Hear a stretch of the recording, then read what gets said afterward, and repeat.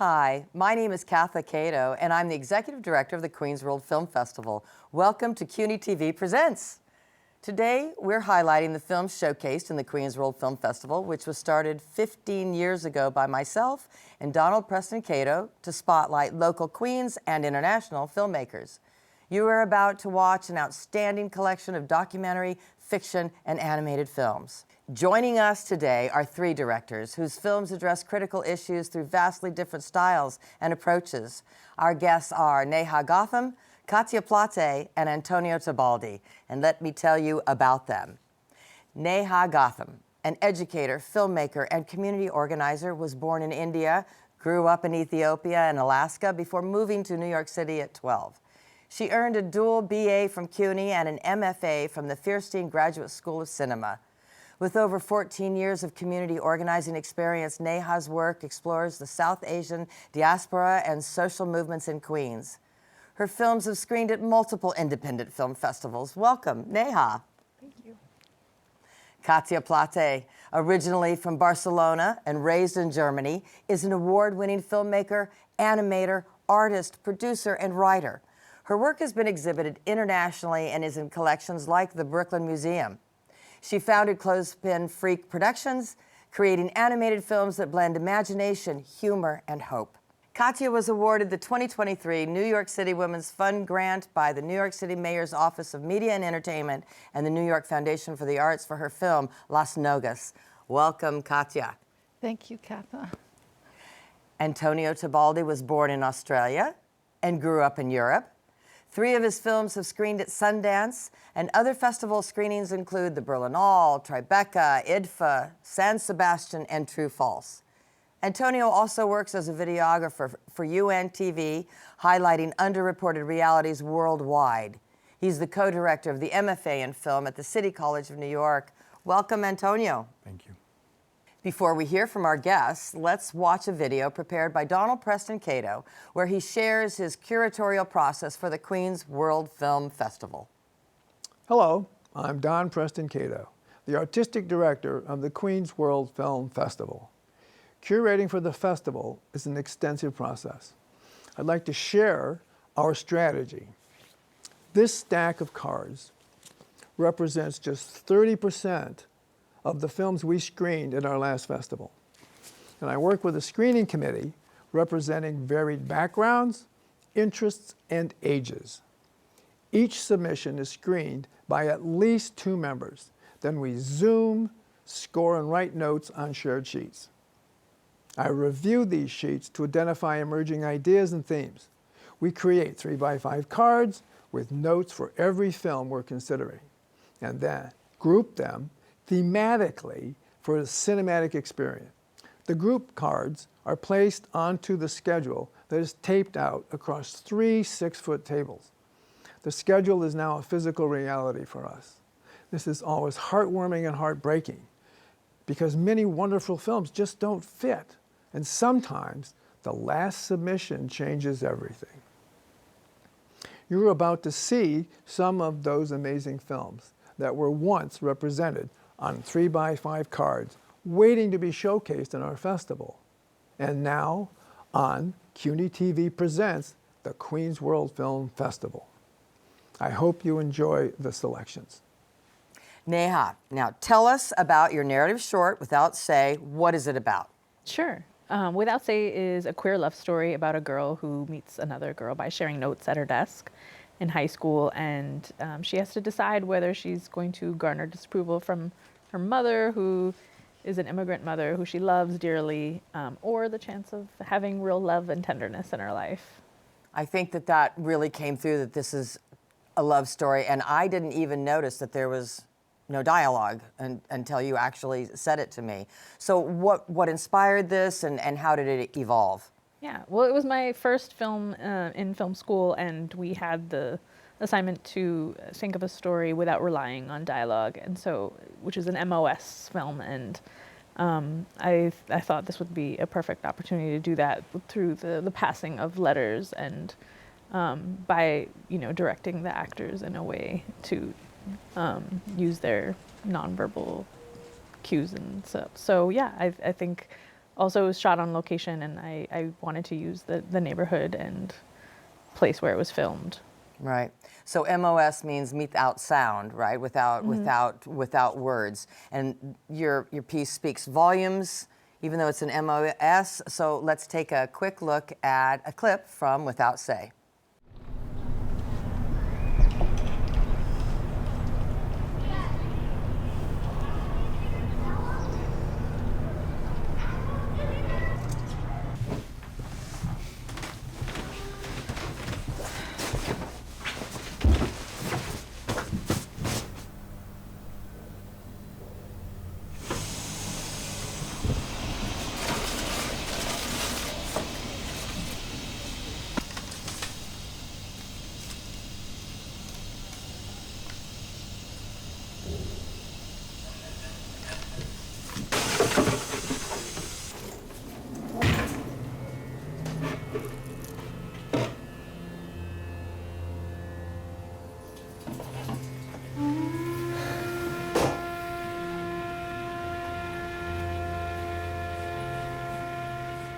So Antonio, tell us about your feature documentary, Gorgona. What is it about? The film is about a prison island, the last one existing in Europe, which is an agricultural penal colony on the island of Gorgona, off the coast of Livorno, which is in Tuscany in Italy. And it houses about 90 inmates. And the film follows, in the course of a number of years, 5 inmates. You had inordinate access, so I'm sort of wondering what would have been one of your most significant challenges while you're on set and shooting? Well, actually, you just mentioned it. The hardest thing was to get access. Access to a prison. You know, prisons are usually sealed off the world. We don't get much access to them.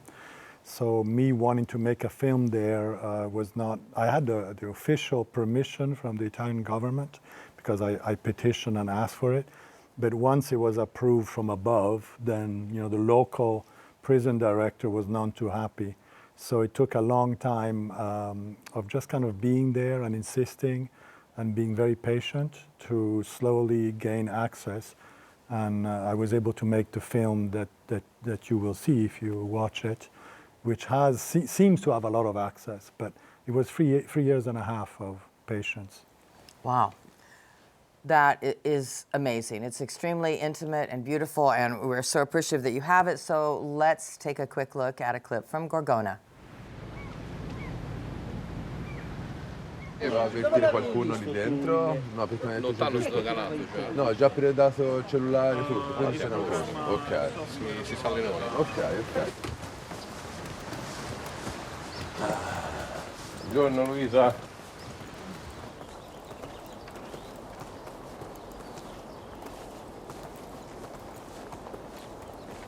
Questo non può entrare. Non può entrare? Ok, allora no, non tiro fuori nemmeno. Telefonini? Telefonini? Sono miei. Sono i tuoi, ma li lasci accesi? Ho tolto no, questo è spento, l'altro ho tolto la Sì, hai tolto suoneria. la suoneria? Io tanto Non devo rompere le scatole. C'è qualcuno che vuol cantare? C'è qualcuno che vuol cantare? Ne stanno assai, No, devi scegliere. ma si canta con testi inventati, no? Dai, non ti vergognare, tanto non si capisce niente. quindi. vieni con noi. دكاترة وشمكيرة حافظين الرسالة حيت كل شي صبروا تسالى في بلاد البطالة الشعب ما راضي يبدل والبلاد ما عاجبه حالة قلت لك العشير يتبدل حيت المرقة بدالة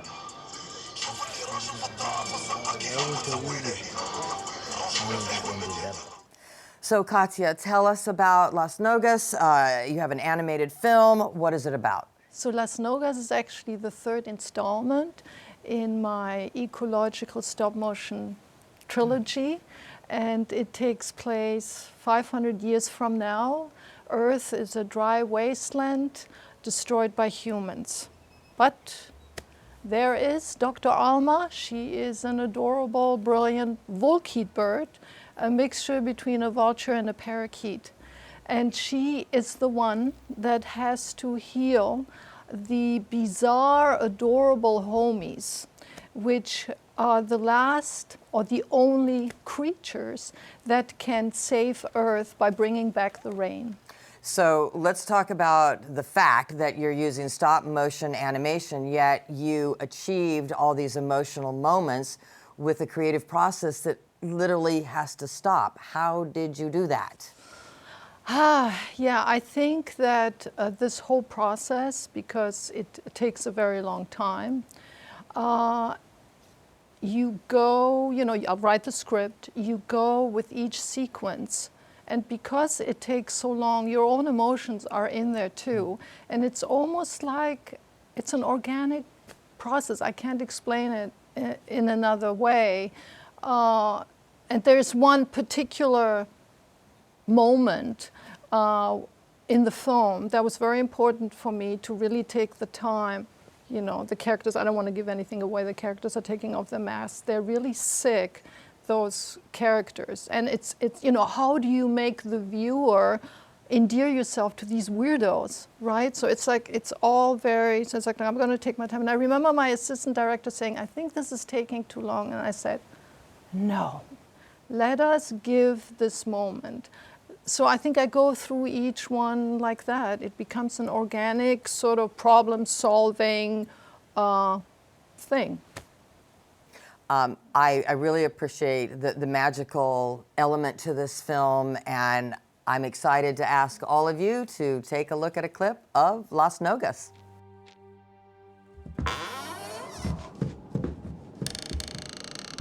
Mon chéri, darling. Alma, this is... Oh, I've heard so much about you. Likewise. Let's not waste any time. Where are my patients? Oh, excuse me. S'il vous plaît, will you be my assistant? Oh, yes, my dear friend. It'll be an honor. Oh, I just recently developed this annoying pollen allergy. Oh, dear. I had no idea. It's ironic. Here I am in the middle of a beehive full of pollen. Oh, I'm so sorry. Will you be all right? I think so. A quick sniff of this nasal solution I've made, and I should be fine. So I'm excited now to have a conversation with everybody. So I want to ask each one of you, let's start with Antonio. What is something you really want us to know about your film that you've shared with us? I think I always wonder what makes one start to make a film. And in particular for this film, the idea of it was born out of an experience that I had when I was 15. I was bringing a boat back from a sailboat from Sardinia to the coast of Italy. And we were sailing, there was really rough seas, and we had a problem with the rudder. It broke right 2 miles off the coast of this forbidden island, because you can't enter Gorgona because it's a prison. Everybody knows it. So we had to go on the special radio to ask permission to, go in there and check what our damage was, and they had to let us in. And I remember we got in and we checked the damage was pretty bad, so we had to stay there overnight. And when it was getting dark, I saw the valleys of the island, and there was these little dots. And I knew they were all inmates, and they had farm tools, which they're actually weapons, And at night it got dark. I just couldn't sleep, and I was like, maybe in your mind, somebody can come and hit us with the farm tool and take our boat and kill us, or we'd be kidnapped. All these things that you think when you enter something that is part of the imagination and not the reality. And so later, 30 or something years later, I was visiting my father in that same area in Italy, and there was an article in the newspaper about making wine with inmates of that island. And so suddenly, it's like it reconnected, and I said, I kind of have to go back there and check it out.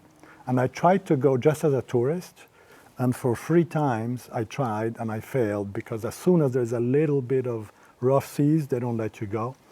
And so I think, okay, this is a sign. I'm going to apply for permission to go as a filmmaker and do a survey. How long was that process of the application?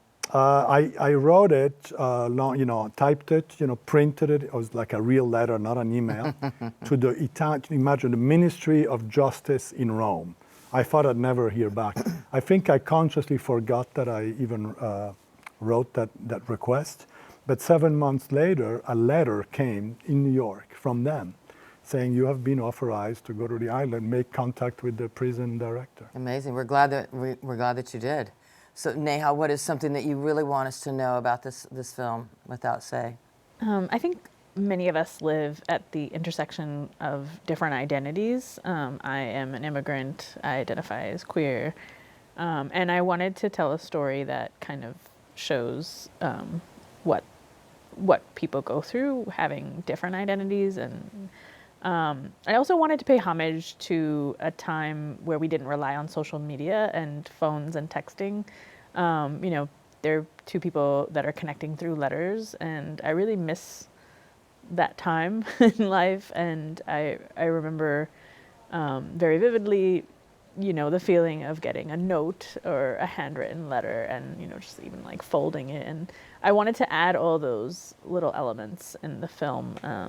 And yeah, because I missed them, and I wanted to pay homage to that time. I think it's those elements that really humanize the story. And I'm not queer, but I could so identify with that feeling and that longing of connection, and the unknowingness of that. So captured beautifully. Katia, what should we know about Las Nogas? Oh, yes, I think I would like you to know that, so as I said before, Las Nogas is the last in the trilogy.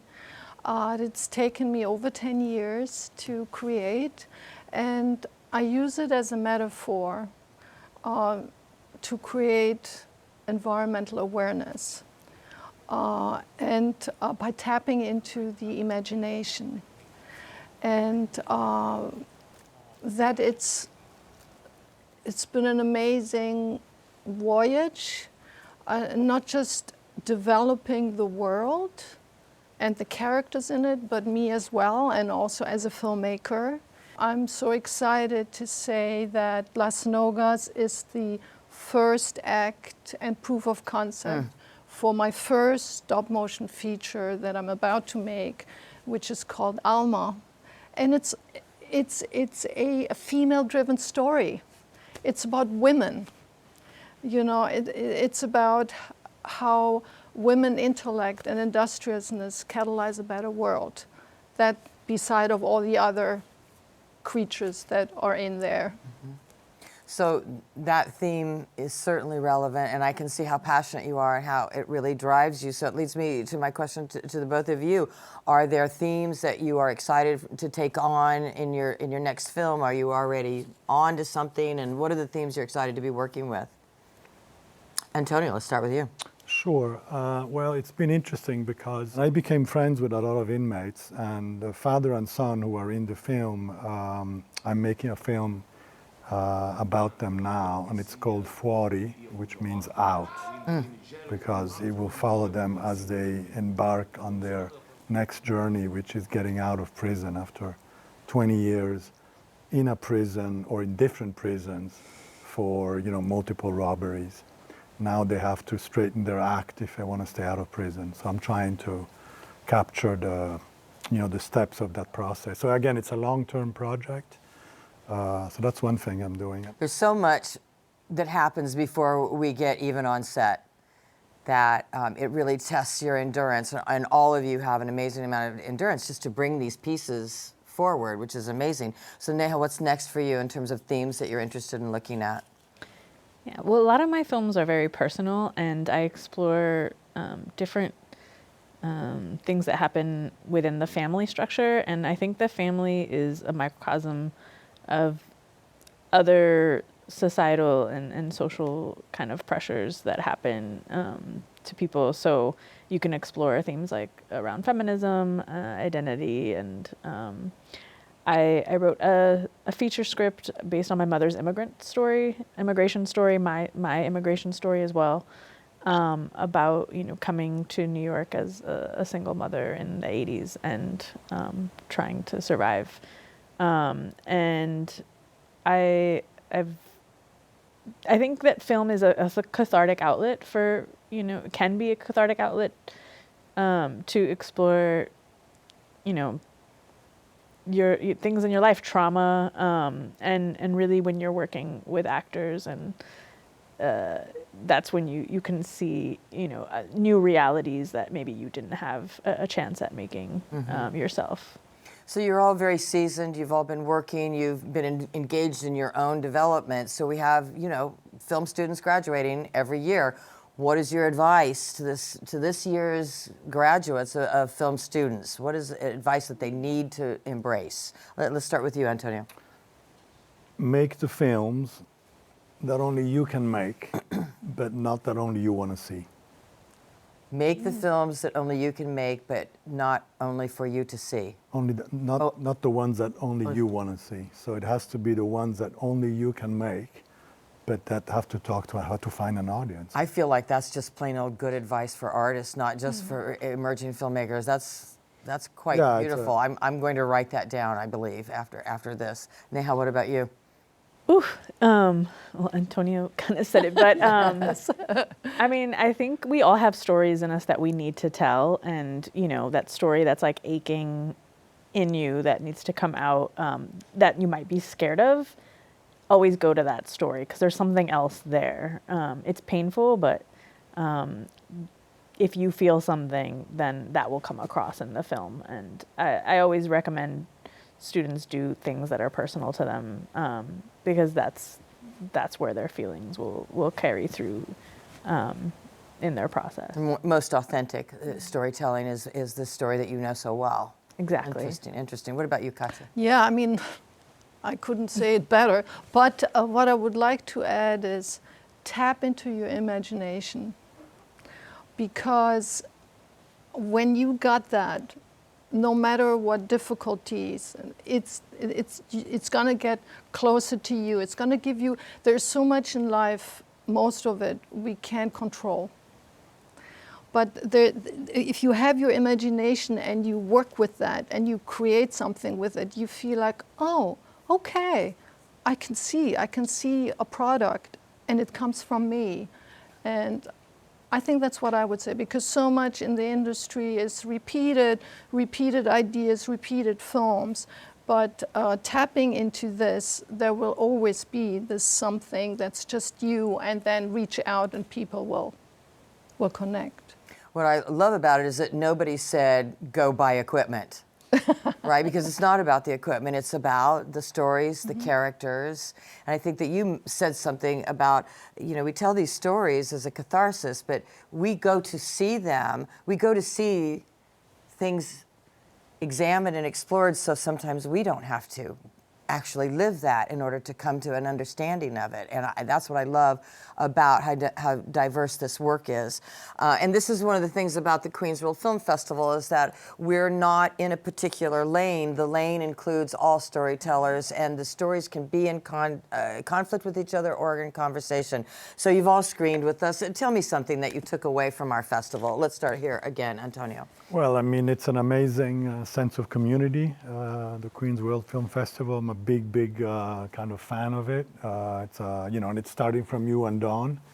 It's almost like your children, and you always think, oh, all these nice people. Well, who hires them? Who puts them together? And that's so I think you created within a borough that is, mind-bogglingly in terms of diversity and richness.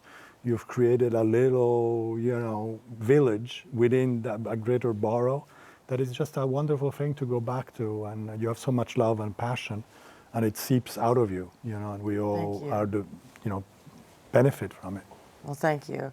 You're not trying to make me cry, so I appreciate that a great deal. Neha, what about you? Well, Katha, I mean, you screened one of my first films 10 years ago, and I've participated in the festival for like 4 times, and I'm just thankful for you and Preston for believing in stories and filmmakers and giving us this platform. I think a lot of us, especially when we don't grow up with the arts, or family members that encourage us, like, you actually believe and you really encourage filmmakers, and I've seen it year round, and I'm just really thankful to have your support over the years. Thank And you. Yeah, Thank you so it's been much. such a fun experience, and I've met so many people too.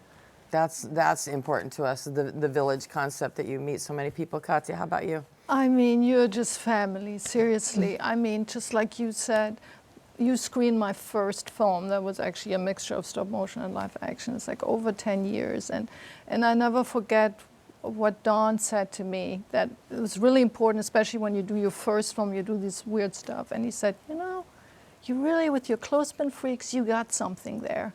That was so encouraging. You are amazing, especially with also your passion for filmmakers, for artists who have a vision and a uniqueness, because there aren't that many festivals out there that are supporting that. So thank you so much. Thank you. Makes me feel like I want to meet with the three of you every day. Say wonderful things about it. It's very much like the Wild West now. You can do anything. You showed your film. You can do anything. You can screen anywhere. There's multiple places, and I just appreciate all of you pushing the boundaries on what you're doing so much. And we could go on for hours, but that's all the time that we have for today. So a huge thank you to our incredible guests, Neha Gautam, Katya Plate, and Antonio Tebaldi for sharing their journeys and creative insights with us.